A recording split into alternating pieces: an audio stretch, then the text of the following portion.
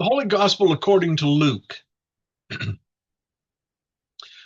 When they came to the place that is called the Skull, they crucified Jesus there with the criminals, one on his right and one on his left.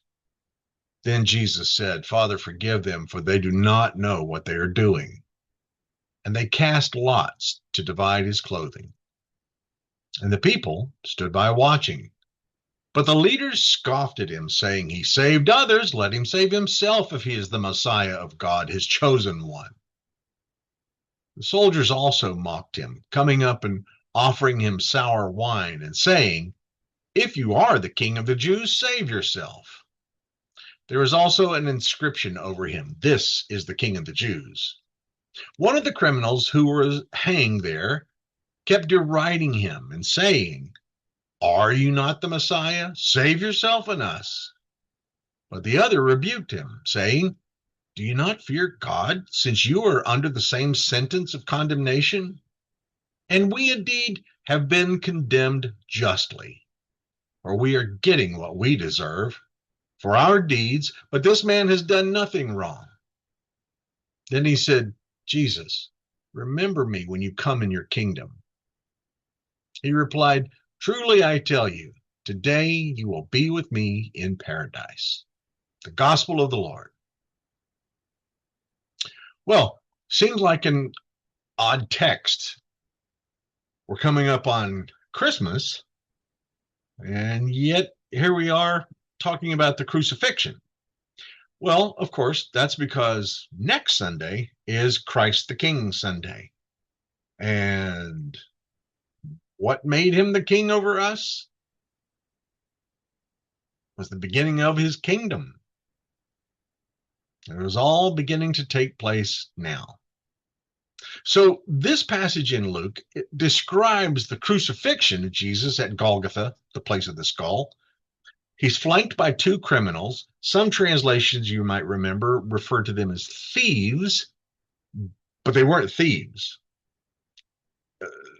The punishment for thievery was not crucifixion. That was something that was reserved for political rebels. Think about the gladiator Spartacus, who had revolted against his Roman masters. And to prove a point that you do not resist Rome, you do not rebel against Rome, Spartacus and so many of his followers were crucified along the Appian Way, the road, one of the main roads leading into Rome. The passage here is set during the Roman occupation of Judea, where crucifixion was common for political rebels. And the narrative is also corroborated by some non-Christian historians. Think of Tacitus, the Roman historian, and Flavius Josephus. Both of them talk about the execution of Jesus under Pontius Pilate. Luke's account is kind of distinctive because it emphasizes Jesus' innocence and his mercy. This passage features a series of taunts, mockings from the religious leaders, from the Roman soldiers themselves, and from one of the two criminals that were there. Not thieves, remember, but more like revolutionaries. This echoes motifs that were found in other war epics where adversaries would exchange taunts with each other before battle. And that literary device highlights here in Luke the humiliation and rejection that Jesus faces. But it also sets the stage for his great demonstration of grace and forgiveness. Grace, mercy, and forgiveness. In Jesus' prayer, "Father, forgive them, for they do not know what they are doing," is unique to Luke. Underscores this theme of unmerited grace that we see in Luke. This act of great forgiveness is extended not only to those who physically crucified Jesus, but also in the broader sense to a crowd that includes religious leaders, the soldiers, the common folk who are watching. Now, in the Koine Greek, the perfect tense of know, they do not know what they are doing, is it means a an ongoing state of ignorance, which makes divine forgiveness so much more necessary then. It says that he had the inscription over him, "This is the King of the Jews." It's part of that repeated mockery about Jesus' supposed, in their eyes, supposed kingship, which contrasts with worldly notions of power. And opposed to that sense of power, that worldly idea of power, is the self-sacrificial reign of Christ. Luke's narrative undercuts expectations by showing Jesus' death as the ultimate act of kingly mercy. It's not defeat, it's mercy. Remember, one of the bandits says in another place, one of the two revolutionaries, can't you call for angels to come? Sure, he could. But he chose not vengeance, not even a human idea of justice, but of mercy.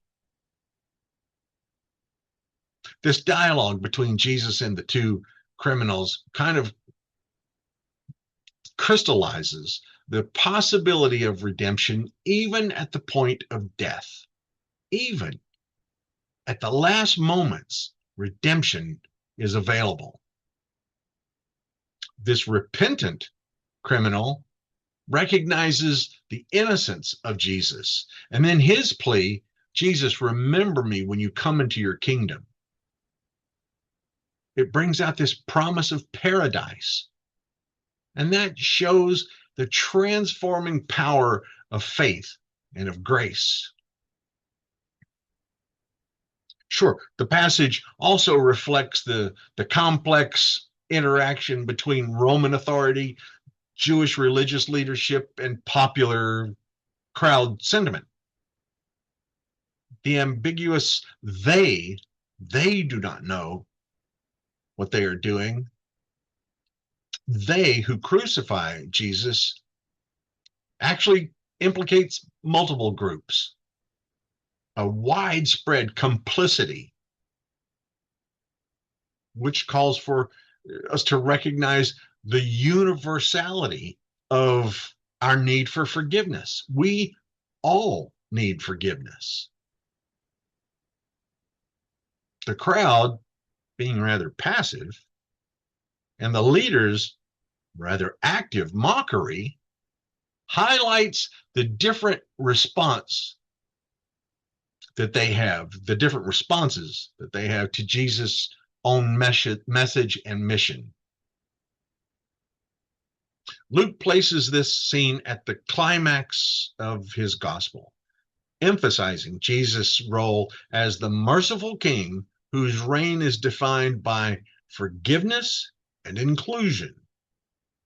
And then the juxtaposition of humiliation and grace serves as a model for us in our discipleship. Luke is calling his readers to extend mercy even in the face of suffering and rejection. Only in Luke do we find the prayer for forgiveness from the second bandit, the request for forgiveness, and Jesus' prayer for forgive them, they don't know what they do, and the promise of paradise to the repentant criminal. This causes us to see that there's a real highlighting in Luke's gospel for mercy and inclusion. The passage really kind of challenges our ideas of kingship and power and justice. And it presents Jesus to us as the embodiment of God's own mercy. Well, maybe more than normal, I'd really like for us to take a look at some of the Greek text there. I promise not to make it too dry, or try not to. Verse 34, Father, forgive them, for they do not know what they are doing. The Greek phrase there, it's in a tense called the aorist imperative. It's a strong, immediate request. Forgive, release, let go. This aorist imperative is a verb form in Koine Greek that expresses this focus on action rather than on its ongoing and repeated nature. What I mean by that is, a lot of times, some Greek students will always look at the aorist tense as something that's always ongoing. Sure, it appears that way in some texts, like the saving power of Christ or our redemption is an ongoing thing. But here, this is the imperative, which means this should happen right now. Forgive them right now. It's a one and done thing. Those who are here are forgiven. Those who will come are forgiven. For they do not know what they are doing. Now, this verb, know, is in its perfect tense. And it's, again, like I said, showing a state of ignorance, not just a momentary lapse of knowledge. No, this is these people never know what they're doing. And this prayer, again, like I said, is unique to Luke and is left out in some manuscripts, but most scholars consider it to be an authentic Lucan inclusion. Then that bandit, Jesus, remember me when you come into your kingdom. Again, it's the return of that tense, that aorist imperative tense. Remember me, this plea for immediate inclusion and mercy. Remember me right now. And remember me when you come into your kingdom. Some manuscripts, including the one we read as our text, it says, in your kingdom. But this tense should render it into your kingdom.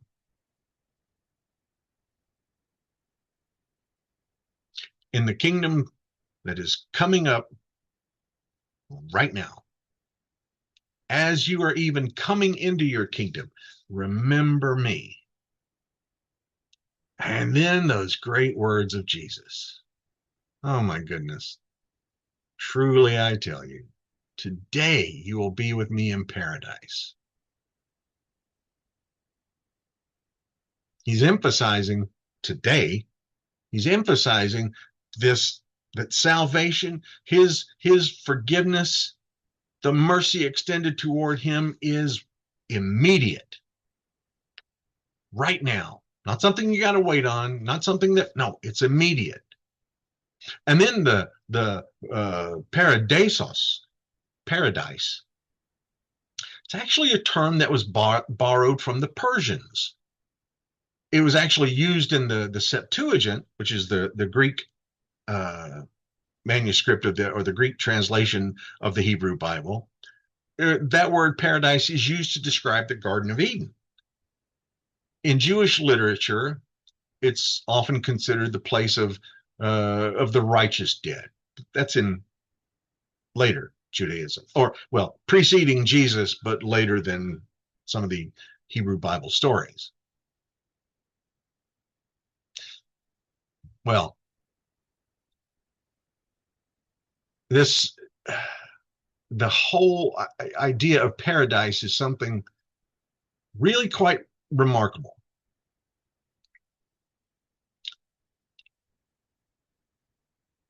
Like I said, it's borrowed from Old Persian, and the word actually means like a walled garden,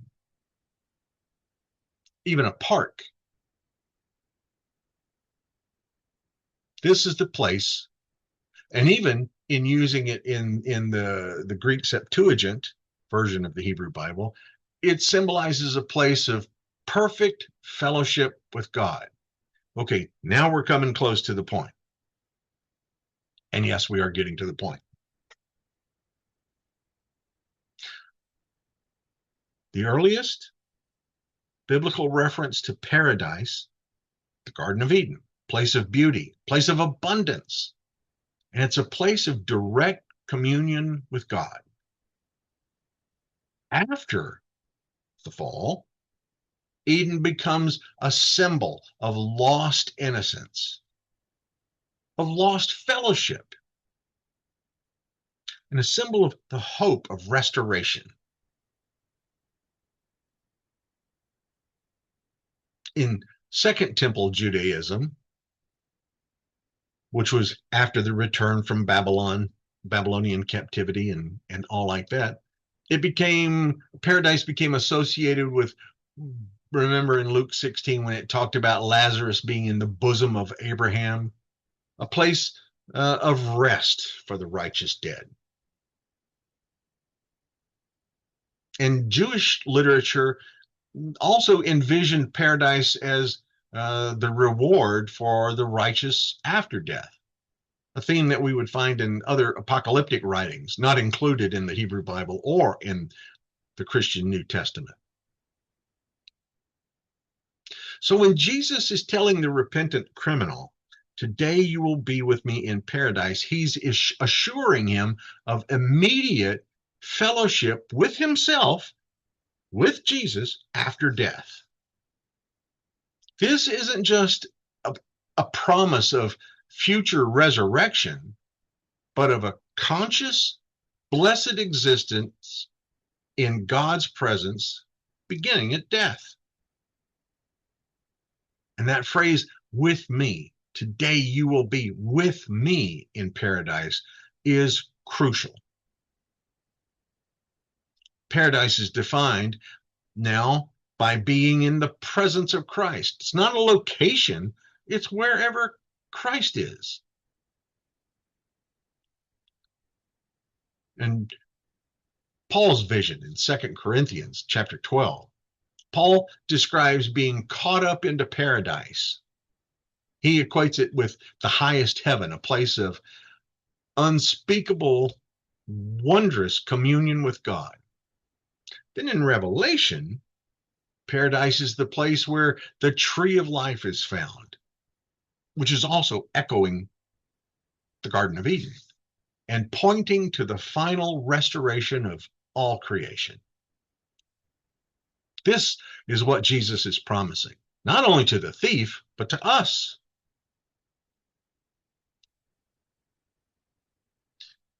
A lot of Christian traditions understand paradise as kind of a middle state, an intermediate state.